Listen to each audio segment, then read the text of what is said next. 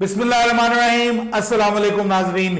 मैं हूं बाबर हयात और आप देख रहे हैं 24/7 उर्दू न्यूज पर होम एक्सपेंस के ताबन से बाबर हयात शो। नाजरीन, Pakistan versus New Zealand T20 series के आगाज में बस अब सिर्फ एक दिन का वक्फा रह गया है, यानी 14 अप्रैल को पाकिस्तान और न्यूजीलैंड एक दूसरे के मद्दे मुकाबिल होने जा रहे हैं और दोनों टीमें जो हैं वो अब अपनी प्रैक्टिस कर रही हैं। पाकिस्तान ने तो आपको पता है गुज़िश्ता रोज जो है गुज़िश्ता से पैबस्ता दिन पाकिस्तान ने प्रैक्टिस मैच खेला और उसके बाद फिर खिलाड़ियों को एक दिन के लिए घर जाने का मौका दिया गया और खिलाड़ी जो हैं उन्होंने आज फिर से अपने होटल्स को ज्वाइन कर लिया है, होटल रूम्स को ज्वाइन कर लिया है। और जहां तक न्यूजीलैंड की टीम का ताल्लुक है तो न्यूजीलैंड ने आज हल्की फुल्की वर्जिश यानी जिम सेशन वगैरह उन्होंने किया है और थोड़ा बहुत रिलैक्स किया है प्लेयर्स ने होटल में। लेकिन आज भी न्यूजीलैंड ने अपनी प्रैक्टिस नहीं की। पहले दोनों दिन मैंने आपको कल बताया था कि न्यूजीलैंड की टीम जो है वो रिलैक्स करेगी, आराम करेगी और फिर 13 अप्रैल को यानी कल जो है वो न्यूजीलैंड प्रैक्टिस सेशन करेगी और उसके बाद फिर 14 को पाकिस्तान और न्यूजीलैंड की टीमें आपस में मद्दे मुकाबिल होंगी। तूफान के आने से पहले हल्की सी खामोशी है, लेकिन उसके बाद फिर जो तूफान उठेगा पाकिस्तान वर्सेस न्यूजीलैंड सीरीज का, जिसमें 5 T20 इंटरनेशनल मैचेस खेले जाएंगे, जिसमें से 3 मैचेस लाहौर में हो रहे हैं और उसके बाद फिर 2 मैचेस जो हैं वो रावलपिंडी में, फिर 2 वनडे रावलपिंडी में और आखिरी 3 ODI मैचेस जो है ये होने जा रहे हैं जनाब कराची में। और यूं ये 10 मैचेस की सीरीज 7 मई तक जारी रहेगी, 14 अप्रैल से स्टार्ट होने के बाद।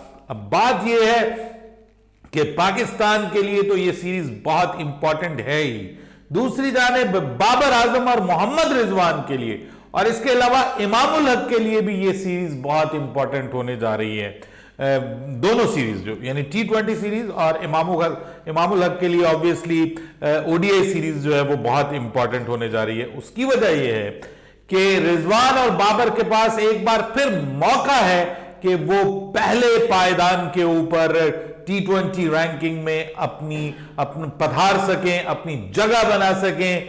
और सूर्य कुमार यादव जो इस वक्त बिल्कुल out of form, out of touch हैं वो, और इस वक्त आपको पता है कि कोई T20 इंटरनेशनल मैचेस हो भी नहीं रहे।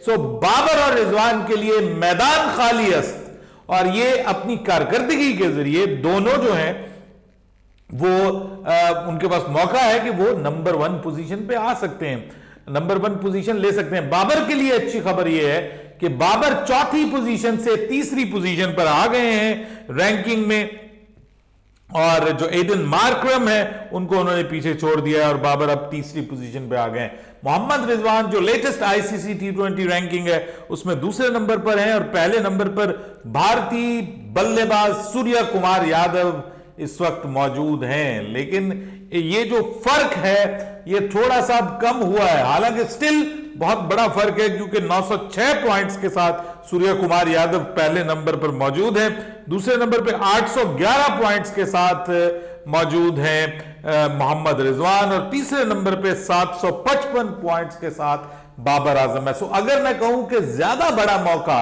मोहम्मद रिजवान के पास है कि वो अगर 2 अच्छी इनिंग्स भी खेल जाते हैं तो वो अपने पॉइंट्स को ऊपर लेकर के जा सकते हैं। लेकिन बाबर आजम के पास भी अच्छा मौका है, होम ग्राउंड है, होम कंडीशंस हैं जिसका वैसे नॉर्मली हम फायदा नहीं उठाते।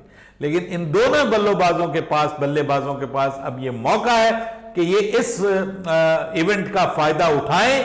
और क्योंकि दुनिया में कहीं भी अब क्रिकेट नहीं हो रही उस तरह से, क्योंकि IPL ने जो है वो दुनिया को घेरा हुआ है, सो इस वजह से जो है वो अब हमारे बल्लेबाजों के पास मौका है। ODI में बाबर आजम की हुक्मरानी कायम है और बाबर आजम इस वक्त भी ODI में पहले नंबर के बल्लेबाज हैं।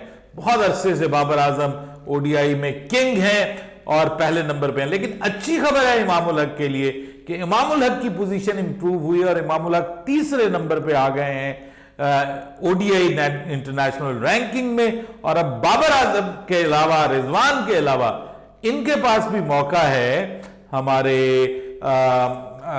इमामुल हक के पास भी मौका है कि ये भी जो है वो आगे अपनी पोजीशन को इंप्रूव कर सकते हैं। जबकि जो अगर हम बात करें जो हमारे शादाब खान है, उनके पास भी मौका मौजूद है कि वो जो ऑलराउंडर्स हैं उनकी रैंकिंग में वो भी अपने आप को इंप्रूव कर सकते हैं। राइट नाउ तो बॉलर्स में तो राशिद खान है, शाकिबुल हसन मौजूद हैं और शादाब खान चौथे नंबर पे ऑलराउंडर्स में मौजूद हैं। सो इनके पास भी मौका है कि ये T20 रैंकिंग में अपनी पोजीशन को बेहतर करते हुए आगे आ सकते हैं। पाकिस्तान के कुछ बॉलर्स के पास भी मौका है, वो टॉप 10 में उस तरह से ओडीआई में तो नहीं है, पीछे हैं, लेकिन ये अपनी परफॉर्मेंस के जरिए पाकिस्तान के जो बॉलर्स हैं ये भी अपनी रैंकिंग को इंप्रूव कर सकते हैं। सो अच्छी खबरें हैं पाकिस्तान के लिए, क्योंकि सीरीज स्टार्ट होने जा रही है और इस सीरीज में पाकिस्तान के लिए ये बड़ा मौका है कि पाकिस्तान के खिलाड़ी कम से कम अपने जो पर्सनल माइलस्टोन्स हैं उनको इंप्रूव कर सकते हैं। लेकिन उससे पहले सीरीज जीतना बहुत जरूरी है, सीरीज जीतना बहुत जरूरी है, क्योंकि इस सीरीज में शिकस्त घर में जो है वो बहुत बड़ा मसला बन जाएगी। अगर आप T20 में या ओडीआई दोनों में से कहीं से हारते हैं तो बहुत से लोगों के लिए बड़ा मसला बनेगी। और बाबर आजम की कप्तानी के लिए भी ये नजम सेठी बात कर चुके हैं इस मौजू के ऊपर कि बाबर आजम की कप्तानी के लिए भी ये सीरीज जो है ये एक जायजा है, इसमें जायजा लिया जाएगा कि बाबर आजम कैसी कप्तानी करते हैं। बाय द वे ये मुनासिब नहीं है, अगर आपने बाबर आजम से वर्ल्ड कप करवाना है तो फिर इस तरह के बयान देना मुनासिब नहीं है कि आप अपने जो आपका कप्तान है आप उसके ऊपर दबाव डाल रहे हैं कि जनाब तुम अगर परफॉर्म नहीं करोगे तो हम तुम्हें जो है वो कप्तानी से हटा भी सकते हैं। सो ये एक एक्स्ट्रा प्रेशर जो है वो बाबर आजम के ऊपर डालने की कोशिश की जा रही है। वर्ल्ड कप के हवाले से जी खबर आई है कि 2023 वर्ल्ड कप में पाकिस्तान की जो मैचेस हैं उनके हवाले से पता चल रहा है कि जी पाकिस्तान के जो मैचेस हैं वो 2 शहरों में करवाए जाएंगे और पाकिस्तान क्रिकेट बोर्ड इस हवाले से जो है वो एग्री हो रहा है कि जनाब इन 2 शहरों में आप हमारे मैचेस जो हैं वो रख सकते हैं। वो 2 शहर कौन कौन से हैं? एक का नाम है चेन्नई और दूसरे का नाम है कोलकाता, यानी कलकत्ता जिसको हम कहते हैं और चेन्नई जिसको हम कहते हैं। पहले आई थिंक इसको मद्रास कहा जाता था, अब इसका नाम if I am not wrong Chennai पड़ गया। तो ये जो है चेन्नई और कलकत्ता, यहां पर जो है वो पाकिस्तान क्रिकेट बोर्ड ने आमादगी जाहिर की है, ऐसा मानना है प्रेस ट्रस्ट ऑफ इंडिया का। पीटीआई जो है press trust of India, India की न्यूज एजेंसी, इसको आईसीसी के सोर्सेज ने बताया है, इसको आईसीसी के सोर्सेज ने बताया कि पाकिस्तान ने यह कहा है कि जी अगर हमारे मैचेस यहां पे होने भी हैं, अगर हमें हमारी गवर्नमेंट, देखिए गवर्नमेंट ऑफ पाकिस्तान अगर इजाजत दे देती है और हम यहां पर आकर खेल लेते हैं और इंडिया पाकिस्तान आ जाता है, इन सब चीजों के साथ मशरूत है, तो फिर हमें जो 2 स्टेडियम्स, 2 शहर जहां पे हम मैचेस खेलने में हमें कोई प्रॉब्लम नहीं फील हुई।